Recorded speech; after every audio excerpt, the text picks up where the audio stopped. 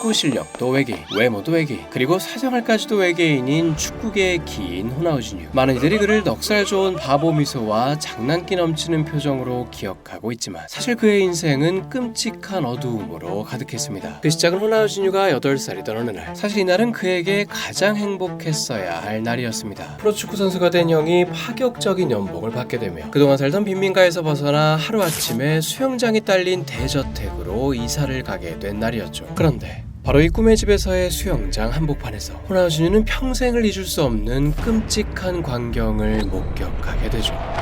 때는 이사 온 지 얼마 안 됐던 어느 날, 호나우지뉴는 아버지가 수영장에서 엎어진 채로 몇 분이고 계속 둥둥 떠 있는 걸 보게 됩니다. 어렸던 호나우지뉴는 이 상황을 단번에 이해할 순 없었죠. 가족들이 비명을 지르면서 몰려들기 시작하자 그제서야 그는 큰일이 났음을 직감했죠. 알고 보니 이 시점에 아버지는 이미 수영장 한복판에서 사망한 후였던 것입니다. 사건의 시작은 이러했습니다. 술김에 갑자기 수영을 하고 싶었던 아버지는 가족 모두가 실내에 있던 시각 혼자 수영장에 나가서 물살을 갈랐죠. 그런데 이때 급성 심장마비가 터지며 수영을 하던 도중 정신을 잃는 바람에 그대로 익사를 하고 말았습니다. 아버지의 시신을 수영장에서 끌어올리던 이 순간부터 초호화 행복하우스였던 호나우지뉴의 집은 한순간에 암울하게 그지없는 초상집이 돼버렸죠. 이 사건으로 가장 큰 죄책감을 느꼈던 건 호나우지뉴의 형이었습니다. 자신이 거액의 계약을 따내면서 수영장 딸린 집으로 온 것이었기에 그는 아버지의 죽음이 마치 자신의 탓인 것만 같았죠. 이때부터 호나우지뉴의 형은 완전 멘탈이 터져버린 듯 축구선수로서 눈에 띄게 경기력이 저하되기 시작합니다. 결국 한때 최고의 유망주였음에도 냉정하게 구단에게 버림받아 스위스의 변방 클럽으로 쫓겨나듯 팔려나갔죠. 가문의 자랑이자 우상이었던 형의 몰락과 아버지의 갑작스러운 죽음을 동시에 받아들여야 했던 호나우지뉴는 집안 가득한 우울함에 잠식되어 갔습니다. 무엇보다도 이 시기 그가 가장 우울했던 이유는 아버지와 형이 사라져버린 이 동네에서 함께 축구를 할 사람이 없었다는 것이죠. 빈민가에 살았을 때만 해도 맨발로라도 나와 축구를 하는 이들이 바글거렸지만 고급 주택가로 이사를 오게 되자 상류층 아이들은 길거리 축구를 거의 하지 않았죠. 이때 호나우지뉴의 눈에 들어온 게 바로 반려견이었습니다. 봄봄이라는 이름의 이 반려견과 매일같이 단 둘만의 축구 경기를 했는데 봄봄은 그 어떤 인간 수비수보다도 광적으로 공에 집착하며 동물적 감각의 민첩성으로 공을 쉽게 뺏어갔죠. 게다가 체력은 또 어찌나 좋은지 사람처럼 빨리 지치지도 않았습니다. 예측 불가능한 방향으로 쏜살같이 달려드는 개를 상대로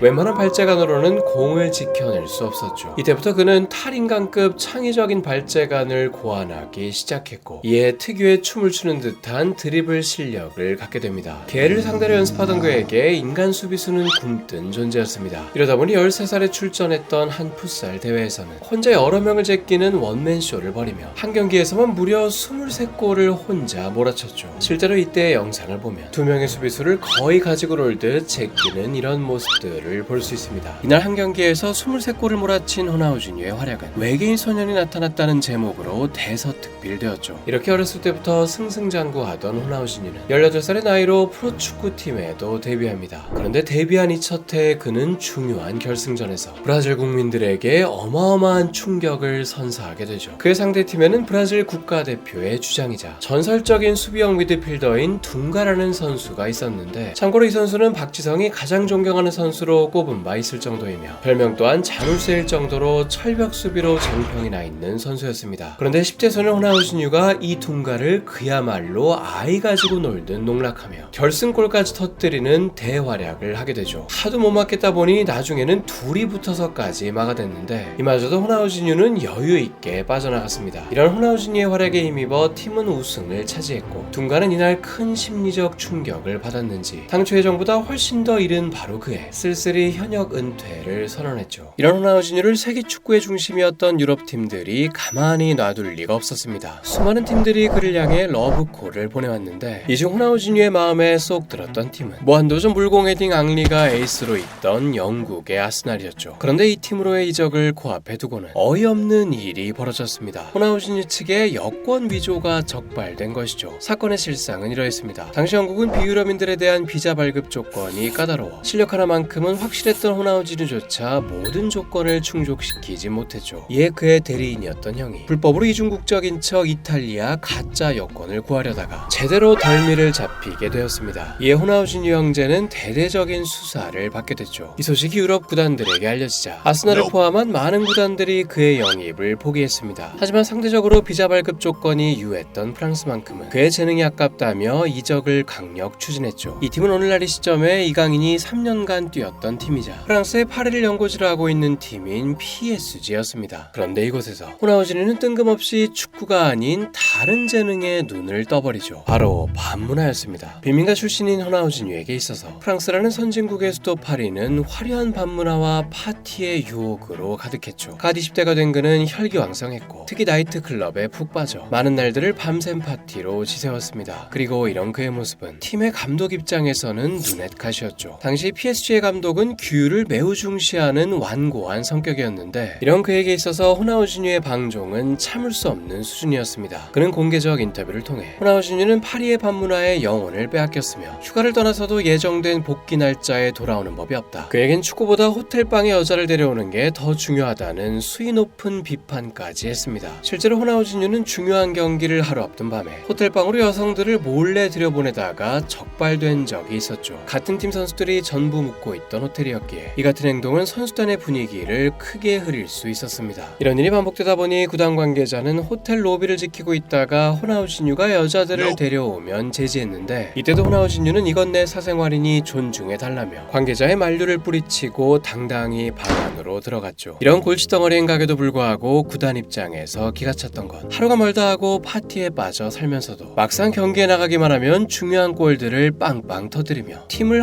하드캐리했다는 점입니다. 이러다 보니 구단 입장에서는 그를 도저히 내칠 수가 없었죠. 이런 와중에 호나우지뉴는 한국으로 향하게 되며 이후 그의 인생은 크게 바뀌게 됩니다. 바로 2002년 한일 월드컵 때문이었죠. 이 대회에서 호나우지뉴는 호나우두, 히바우드와 전설의 삼각편대를 이루며 브라질의 월드컵 우승의 주역이 되었습니다. 특히 잉글랜드를 상대로 한 8강전에선 그림 같은 프리킥으로 한 골, 수비수들을 농락하는 기가 막힌 어시스트 한 개, 그리고 마지막엔 퇴장까지 당하는 기이한 원맨쇼를 펼쳤죠. 호나우지뉴를 비롯한 이 3명의 브라질 공격수들은 월드컵 역사상 역대급 공격진이라는 찬사를 받았고 3명 모두 이름이 R로 시작한다는 이유로 3R이라는 별칭까지 생겼습니다. 월드컵 우승 트로피를 들어올린 호나우지뉴는 이제 완전히 세계적 스타로 거듭났고 부쩍 높아진 위상으로 PSG로 돌아온 그를 이제 구단은 더더욱 통제하기 어려워졌죠. 이 당시 그의 팀 동료였던 제롬 르로이에 따르면 호나우지뉴는 주중훈련에 단 하루도 정상적으로 참가하지 않다가 경기를 하루 앞둔 날에만 잠깐 얼굴을 비춘 뒤 다음날 경기에 나가서는 대활약을 하는 진짜 천재가 아닌가 싶은 기형적인 패턴을 보였다고 합니다. 감독은 그의 태도에 대한 경고를 하고자 일부러 그를 선발 라인업에서 제외하고 벌금까지도 부과하며 그에게 성실함을 요구했는데 하지만 이에 대해 호나우지뉴는 감독은 내가 행복하게 지내는 모습을 시샘하는 것 같다며 공개적으로 불만을 표했습니다. 결국 감독과의 불화는 극에 달해 호나우지뉴는 한 인터뷰에서 아무래도 나와 감독 중 한 명은 팀을 떠나야 할 것 같다는 폭탄 발언을 하게 됩니다. 사실상 스타 선수가 감독의 해고를 공개적으로 요구한 셈인데 이는 구단의 입장에서 초유의 사태였죠. 결국 대대적인 조치가 필요하다고 판단한 구단은 호나우지뉴와 감독 중에서 누구 편을 들어야 할지를 저울질해봤습니다. 그러고는 결국 호나우지뉴의 손을 들어줬죠. 감독 한 명을 잃는 것이 호나우지뉴를 잃는 것보다 훨씬 재정적 타격이 적다며 호나우지뉴를 맹목적으로 감싸주기 시작했습니다. 하루는 호나우지뉴가 브라질로 휴가를 갔다가 복귀 날보다 무려 5일이나 늦게 나타난 적이 있었는데 이때 구단의 회장은 화를 내기는커녕 호나우지뉴가 이해된다며 브라질의 여름 날씨가 워낙 좋으니 며칠쯤 더 있을만 했다는 기가 막힌 논리로 옹호했죠. 그러면서 규율을 어겼으니 벌금을 부과하겠다고는 했는데 수십억 대의 연봉을 받는 그에게 고작 300만원 벌금이라는 사실상 솜방망이 처벌에 그쳤습니다. 감독은 팀을 나가고 회장마저 편을 들어주니 이제 호나우지뉴를 제지할 사람은 아무도 없었죠. 호나우지뉴에겐 행복한 나날들이었지만 엄격했던 감독을 잃은 팀은 기강이 해이해지며 팀 성적은 빠르게 추락하기 시작했습니다. 1년 만에 리그 11위까지 밀려나더니 결국 유럽 대항전에도 출전하지 못하는 팀이 됐습니다. 숱한 논란에도 불구하고 팀 성적만을 위해 호나우지뉴를 품었던 구단회장은 이제 더 이상 그를 지킬 필요가 없어졌죠. 이에 그를 이적 시장에 매물로 내놓게 됩니다. 한일 월드컵 때 보여준 임팩트가 워낙 대단했기에 매물로 나온 호나우지뉴에게 여러 팀들이 군침을 흘렸죠. 그중 가장 적극적이었던 건 영국의 맨유였습니다. 당시 맨유는 간판 스타였던 데이비드 베컴을 떠나보낸 후 새로운 팀의 스타를 물색하고 있었죠. 호나우지뉴는 맨유 계약서에 서명하기 직전까지 갔었는데 이때 다른 팀들이 더 높은 금액을 부르며 급하게 뛰어들어 최종적으로는 다른 팀으로 관심을 돌리게 됩니다. 만약 이때 정말로 맨유에 갔었다면 박지성과 함께 뛰는 모습도 볼 수 있었습니다. 없었을 겁니다. 참고로 이때 호나우지뉴를 놓친 맨유가 급하게 구한 대체자가 바로 당시 18살의 유망주였던 호날두였죠. 이때부터 호날두와 함께 맨유의 찬란한 최전성기가 시작됐기에 어찌 보면 호나우지뉴를 놓친 것이 맨유 입장에선 전화위복이 된 셈이었습니다. 어쨌든 맨유에 이어 호나우지뉴에게 관심을 가졌던 두 팀은 스페인의 유서 깊은 명문팀이자 서로의 가장 큰 라이벌이기도 한 레알 마드리드와 바르셀로나였죠. 그런데 이 중 레알 마드리드가 호나우지뉴를 포기하게 된 사연이 기가 막혔습니다. 그 이유는 다름 아닌 호나우지뉴가 너무 못생겼다는 것이었죠. 당시 레알 마드리드의 회장은 호나우지뉴를 간판 스타로 영입했다가 못생긴 얼굴로 인해 구단의 브랜드 가치가 훼손될 것이며 마케팅적인 재앙이 될 것이다고 말했죠. 이에 호나우지뉴를 포기하고 실력과 외모를 동시에 갖춘 베컴의 영입을 택했습니다. 하지만 이는 결과적으로는 엄청난 악수가 되었죠. 라이벌인 바르셀로나 팀으로 가게 된 호나우지뉴는 스페인 리그를 씹어먹었고 2년 연속으로 레알 마드리드를 꺾고 리그 우승을 따냈습니다. 게다가 레알 회장의 예상과는 달리 호나우지뉴는 마케팅적으로도 어마어마한 값어치를 뿜어냈죠. 특유의 장난기 넘치는 표정과 마술 같은 발재가는 그 자체가 하나의 브랜드였고 결국 나이키의 한 유명 광고의 메인 모델이 되며 유튜브 역사상 최초의 100만 뷰 동영상을 배출합니다. 바로 원테이크로 찍은 이 광고 영상으로 연달아 4번이나 크로스바를 마치는 광고였죠. 이게 과연 진짜냐 시주냐를 두고 전 세계인들이 열띤 토론을 벌였습니다. 공이 무슨 부메랑도 아니고 연속으로 이렇게 튕겨져 나오게 하는 건 불가능하다는 이들도 있었고 그래도 호나우지뉴라면 가능하다고 맞서는 이도 있었죠. 훗날 나이키 관계자가 직접 확인해준 바로는 2개는 CG였지만 2개는 진짜였다고 합니다. 이렇듯 광고 한 편만으로도 전 세계를 열광시킨 호나우지뉴는 결국 베컴마저 제치고 2년 연속으로 상업적 가치 1위의 선수로 꼽히게 됐죠. 그의 못생긴 얼굴은 마케팅 재앙이다라고 했던 레알 마드리드의 회장은 뒤늦게야 뼈저린 후회를 할 수밖에 없었습니다. 어쨌든 바르셀로나 시절 호나우지뉴는 그 재능이 만개해 세계 최고의 선수 단 한 명에게만 주어지는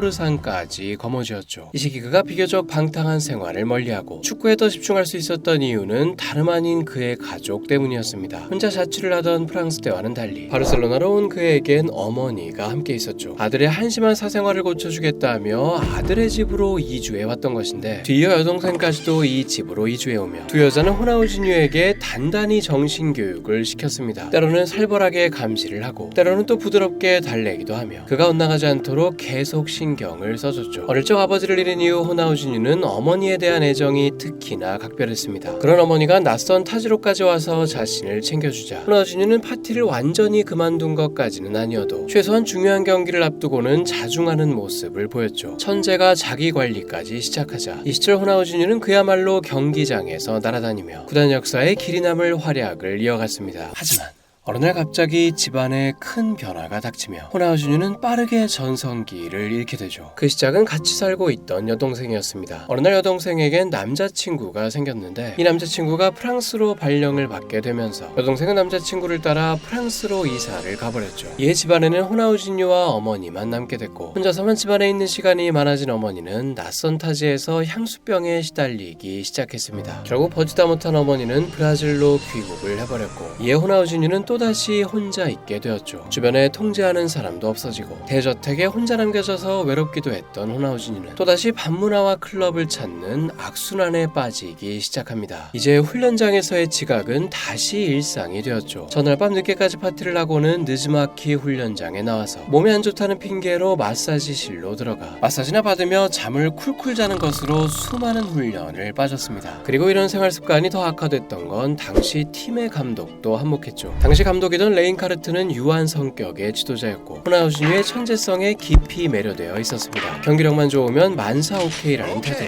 호나우지뉴의 나태함을 그저 방임하기만 했죠. 하지만 여기서 감독이 간과했던 건 호나우지뉴의 이런 태도가 다른 팀원들에게 미치는 영향이었습니다. 많은 팀원들이 그와 파티를 벌이며 물들기 시작했는데 워낙 재능이 압도적이었던 호나우지뉴야 파티 다음 날에도 기량을 뽐냈지만 다른 팀원들은 눈에 띄는 경기력 하락을 보였죠. 결국 2년 연속 리그를 제패하며 경쟁하며 최고의 팀이었던 바르셀로나는 이 시즌엔 트로피를 단 한 개도 들어올리지 못하며 깊은 침체기에 빠지게 됩니다. 그럼에도 해이해진 기강은 전염병처럼 더 번져나갔고 결국 보다 못한 바르셀로나 수뇌부는 레인카르트 감독을 전격 경질하며 당시 37살의 초보 감독이었던 펩 과르디올라를 선임했죠. 이때 과르디올라 감독은 취임 기자회견에서 한 폭탄 선언을 하게 됩니다. 클럽의 상징이자 영웅이었던 호나우지뉴를 앞으로 자신의 팀 계획에서 배제할 것이며 심지어 방출까지도 생각하고 있다는 선언이었죠. 이 폭탄 선언의 가장 큰 이유는 당시 구단 최고의 유망주였던 20살 메시 때문이었습니다. 한참 바르게 성장해야 할 메시에게 악영향을 끼칠 수 있다며 그를 메시와 물리적으로 분리시키려 했던 것이죠. 실제로 메시는 호나우지뉴를 껌딱지처럼 따랐는데 10대 때부터 바르셀로나 유스팀에서 성장했던 그는 팀의 에이스인 호나우지뉴를 깊이 동경했고 그를 가리켜 신의 재능이라고 불렀습니다. 호나우지뉴 역시 그를 친동생처럼 예뻐했죠. 이를 잘 드러내는 대표적인 일화가 메시의 데뷔골에 얽힌 특별한 사연입니다. 메시는 17살의 나이에 1군 무대에 데뷔골을 터뜨렸는데 이날 호나우지뉴는 작정하고 메시의 데뷔골을 만들어주겠다며 경기 내내 그에게만 수많은 킬패스를 찔러줬죠. 결국 그의 패스를 받은 메시는 멋진 데뷔골을 꽂아 넣었고 구단 역사상 최연소 득점자가 되며 전설의 시작을 알렸습니다. 이 순간 호나우지뉴는 메시를 어부바해주는 세리머니를 하며 데뷔골의 기쁨을 함께 나눴죠. 이렇듯 이들은 팀을 상징하는 브로맨스를 보였지만 새로 부임한 감독의 눈에 이 모습은 너무나도 위험했습니다. 혹시라도 메시가 호나우지뉴의 방탕한 사생활에 물들었다간 재능이 꽃피우기도 전에 시들어버릴 수 있었죠. 이에 감독은 아무리 그동안의 팀의 주축들이었더라도 호나우지뉴를 비롯해 유흥을 즐기던 선수들을 가감없이 내쳐냈습니다. 이에 호나우지뉴는 찬란한 전성기를 뒤로한 채 쓸쓸히 바르셀로나를 떠나게 되었죠. 이후 바르셀로나는 메시를 중심으로 팀을 완전히 개편해 호나우지뉴가 떠난 파르그에 참가한 6개 대회를 모두 우승하는 전무후무한 6관왕이라는 대위협을 세우게 됩니다. 팀의 주축들을 단칼에 쳐내는 결단력으로 데뷔 첫 해에 괴물 같은 업적을 세운 펩 과르디올라 감독은 단숨에 세계 최고 명장 반열에 올랐죠. 그리고 성실한 동료들에게만 둘러싸이게 된 메시는 어린 나이 때부터 반문화를 멀리하고 자기 관리를 잘하게 되며 39살인 지금까지도 월드컵에서 대활약을 펼치고 있을 정도로 역사상 최고의 축구의 신으로 군림하게 됩니다. 한배 정들었던 바르셀로나를 떠난 호나우지뉴는 이탈리아의 AC 밀란으로 향했죠. 악명 높은 그의 사생활이 널리 알려졌음에도 AC 밀란이 그를 품은 이유는 당시 회장이었던 베를루스코니라는 자의 입김 때문이었습니다. 이 회장은 축구 선수가 축구만 잘하면 된다는 가치관을 가지고 있었고 사생활적인 부분은 그리 중시하지 않았죠. 그도 그럴 것이 베를루스코니라는 이 회장 자체가 온갖 퇴폐적인 성추문과 문랄한 사생활로 악명 높은 인물입니다. 오죽하면 각종 혐의로 인해 법원에 출두한 기록만 무려 2,500회가 넘죠. 약 3천억 원이 넘는 돈으로 초호화 변호단을 꾸려 번번이 실형을 피해가는 교묘한 재주마저 있었습니다. 이런 가치관을 지니고 있는 그에겐 호나우지뉴의 사생활은 별 문제될 수준이 아니었고 오히려 호나우지뉴에겐 그만의 독특한 상품성이 있다며 그의 영입을 강하게 추진했습니다. 실제로 회장의 이 안목은 어느 정도 맞아떨어져 호나우지뉴의 입단 소식이 발표되자마자 AC 밀란의 팬들은 열렬히 환호하며 시즌 티켓이 불티나게 팔려나갔죠. 입단식에는 무려 4만 명의 인파가 몰려들었습니다. 이런 열렬한 분위기에 자극을 받았는지 호나우지뉴는 새로운 팀에서 특유의 마법 같은 플레이를 선보이며 리그 도움왕을 차지하는 등 꽤 준수한 활약을 펼쳤죠. 하지만